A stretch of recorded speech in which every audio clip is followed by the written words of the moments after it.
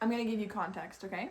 So a couple nights ago, I gave myself a tarot reading about shifting because I am sick and tired of always saying, I'm gonna shift, and then I just roll over in bed and fall asleep, okay? I was like, please give me advice on what to do differently. What do I do to shift? I blew that onto my cards and I shuffled, and oh my gosh, like, it was enlightening, I'm not gonna lie. I just wanted to go over that with you guys because it might help others out there. It's changed the way that I shift, or I'm trying to shift, and I feel really good about it. It makes a lot of sense in my head. It might not work for everyone because, like I always reiterate, shifting isn't a one-size-fits-all. That being said, I really think that just having like a fresh outlook on it might help some people out there.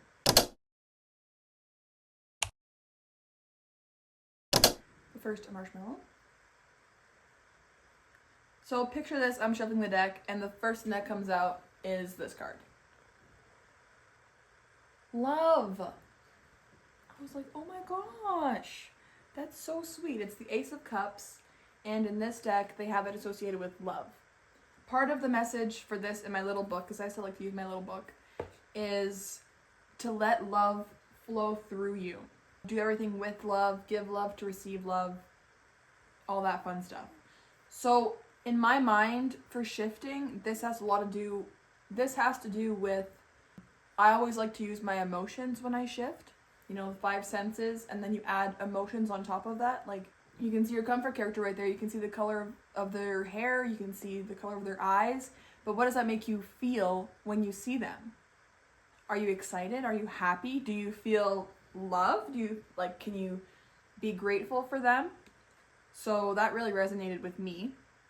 I'm going to really focus on, I have it written down, I'm going to really focus on feeling love when I visualize my DR when I'm trying to shift there. Because I always focus on the senses and the emotions, like I feel excited, but I feel like love is such a powerful emotion that I should use it more often.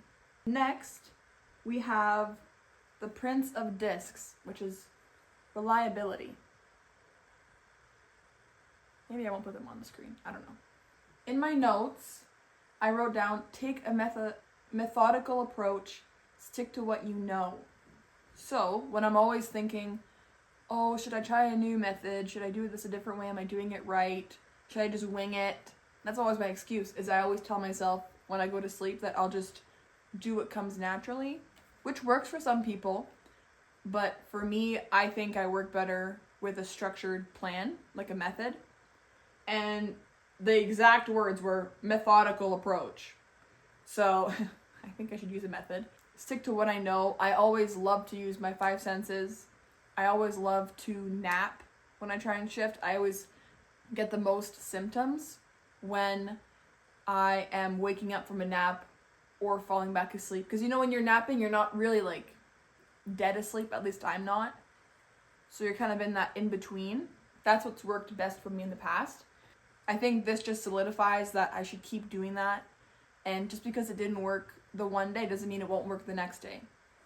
The next card I got is the Emperor, which I don't know if it has to do with shifting, but every time I've given myself a tarot reading, I've been doing it every night now for the past maybe 2 weeks. I'd say 9 times out of 10, I get the Emperor. And I think it might just be like a spirit guide saying hello. That's my intuition, what I think. They're about guidance and confidence, according to my little book. So the guidance part, I was like, okay, yeah, like a spirit guide or an ancestor, whatever.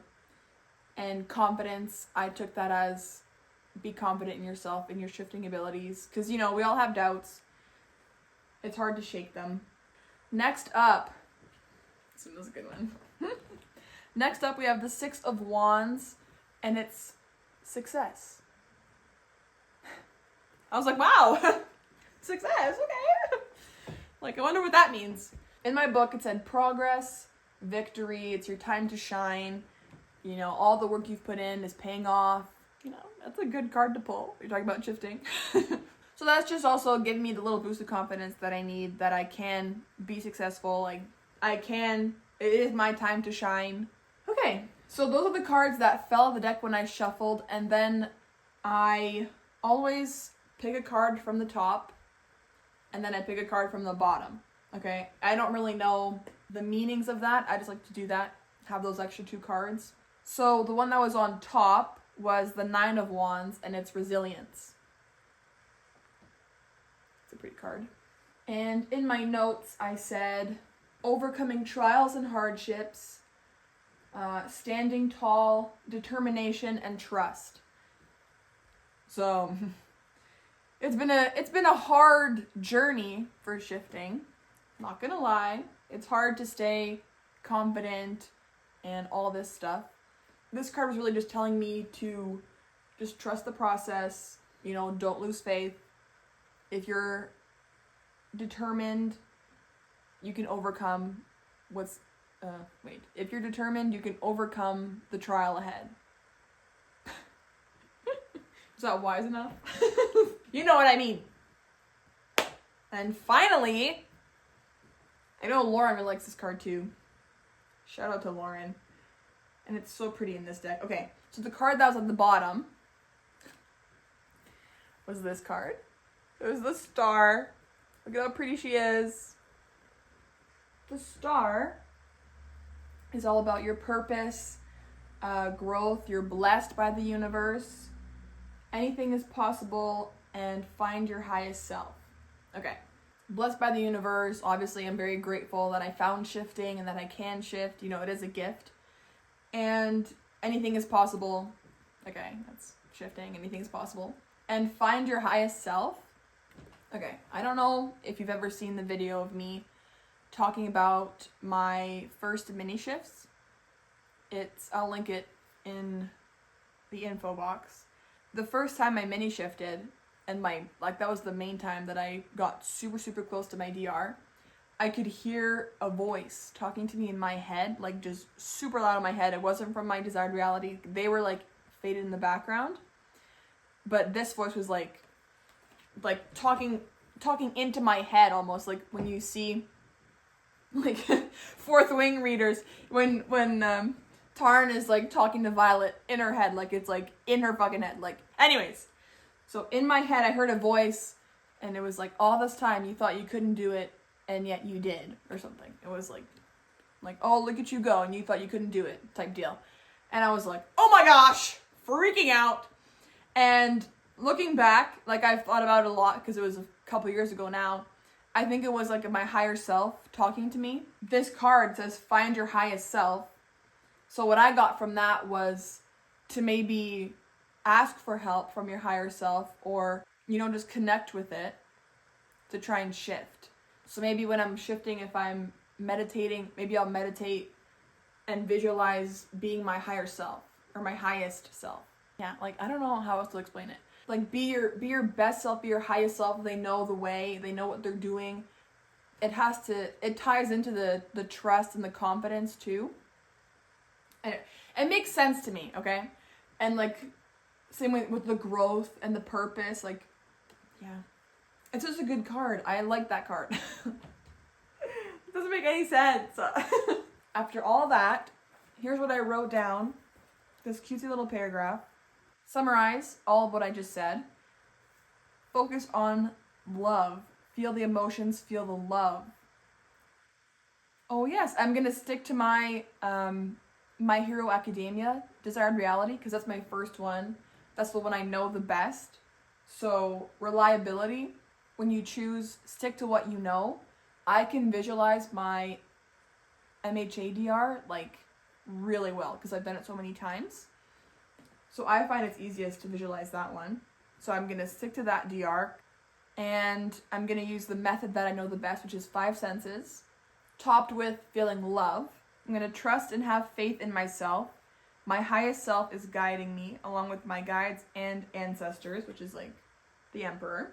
Trust your highest self. I've heard them before.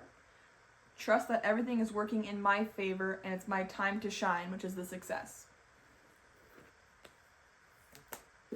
It was a really good reading. I was very happy. Like, that night I was pretty down in the dumps. So I gave myself a tarot reading, I laid it all out, and it was pretty good. Oh my gosh, you want a tarot reading right now? I'll do a tarot reading. Okay. Think of a question, my dear.